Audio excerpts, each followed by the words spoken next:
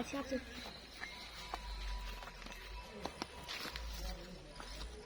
चलो तू चल ਅਸੀਂ ਬਣਾ ਲਈ ਮੈਨੂੰ ਕਰ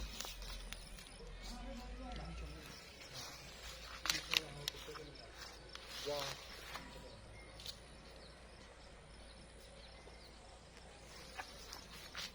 ਵੀਡੀਓ ਦੁਬਾਰਾ ਬਣਾਉਣੀ ਹੈ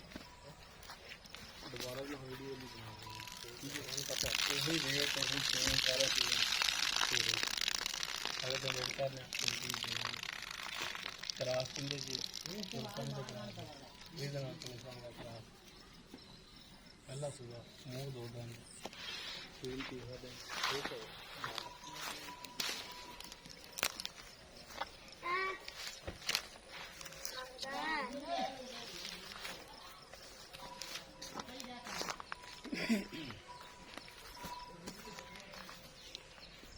ਸੁਮਣਾ ਹੀ ਗਾਂ ਦੇਖ ਕੇ ਚੱਲ ਗਏ ਤੇ